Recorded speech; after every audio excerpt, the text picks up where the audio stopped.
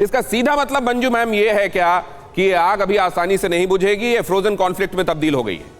बिल्कुल सही कहा आपने दिनेश जी, ये बिल्कुल ही एक फ्रोजन कॉन्फ्लिक्ट और लाइक वॉर ऑफ एट्रिशन चलता जा रहा है। ये बिल्कुल दोनों एक दूसरे का टेस्ट कर रहे हैं कितनी देर तक चलाएंगे, और वेस्ट भी और यूएस भी और नेटो सब कह रहे हैं हम सब इनको सपोर्ट कर रहे हैं, सप्लाईज उनको दे रहे हैं आर्म्स एंड एम्यूनिशन की।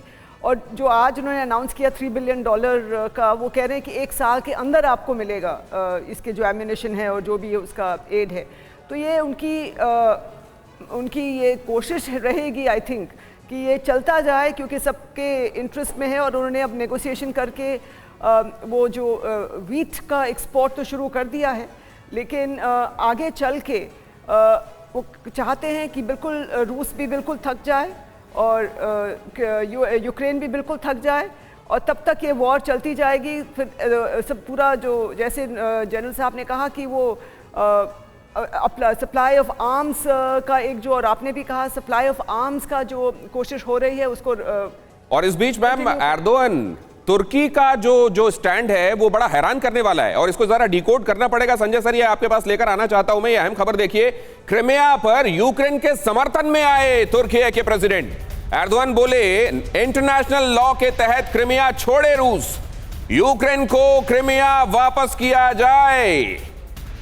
एर्दोगन ने कहा, क्रिमिया पर यूक्रेनी फौज ने हमले तेज किए।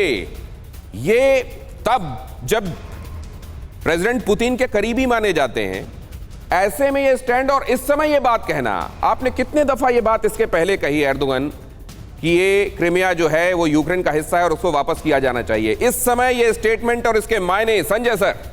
निश्चित रूप से देखिए, सरप्राइजिंग है कि जिस तरीके से टर्की ने ये स्टेटमेंट दिया है कि यूक्रेन क्रीमिया को वापस लिया जाए, एक सरप्राइजिंग है, क्योंकि टर्की पिछले कुछ वर्षों से अमेरिका से हट के बात कर रहा था, चाहे वो नाटो के एक्सपेंशन को लेके या चाइना के साथ अपने रिलेशंस बढ़ाने को लेके। और इस वक्त इस तरीके का स्टेटमेंट आना निश्चित रूप से सरप्राइजिंग है।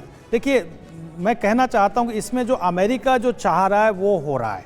वो क्या हो रहा है कि अमेरिका चाहता था कि रशिया यूक्रेन के दलदल में फंस जाए, चाइना ताइवान के दलदल में फंसे और उस तरफ ले जा रहा है। इसका सबसे बड़ा जो खामियाजा भुगतना पड़ रहा है वो इंटरनेशनल कम्युनिटी को। देखिए कि आप फ्यूल प्राइस बढ़ गए हैं, आप देखिए कि टूरिस्ट बिजनेस बिल्कुल ठप हो गया है, लोगों को फूड ग्रेन का प्रॉब्लम हो गया है। हमारे दक्षिण एशिया में आप श्रीलंका का एग्जाम्पल देख लीजिए कि जिस तरीके से सब इसका जो खामियाजा भुगतना पड़ रहा है इस युद्ध का, चाइना और ताइवान के इशू को लेके या रशिया और यूक्रेन के इशू को लेके खामियाजा भुगतना पड़ रहा है इंटरनेशनल कम्युनिटी का। और इस तरीके से जो पोलराइजेशन हो रहा है, स्टेटमेंट्स आ रहे हैं, ये गुमराह करने वाले स्टेटमेंट है। एक तरफ तुर्की कह रहा है कि एक तरीके से खड़ा हो रहा है क्रीमिया के साथ की। मैं ये जानना चाहता हूं सर, F-16 तुर्की को F-16 देने को लेकर अमेरिका में जो सोच बन रही है और उसका वहां पर जो एक विरोध हो रहा है, क्या उसके चलते for the time being president Putin को बताकर कि मैं ये स्टेटमेंट देने के लिए कह रहा हूं,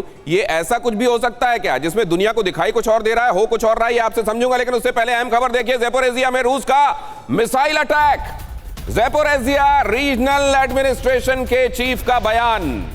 ज़ैपोरिज़िया में रूस के मिसाइल अटैक की पुष्टि। ज़ैपोरिज़िया आप जानते हैं यूरोप का सबसे बड़ा और दुनिया का 10वां सबसे बड़ा परमाणु ऊर्जा बनाने वाली महत्वपूर्ण जगह है, और वहां पर अगर मिसाइल अटैक हो रहा है तो जाहिर है ये न्यूक्लियर रेडिएशंस को ऐसे फैला सकता है कि असल में आपने वेपन का इस्तेमाल भी नहीं किया और आपका पर्पस भी सर्व हो गया। लेकिन दूसरी तरफ रूस ये कह रहा है कि ये प्रोपेगेंडा है।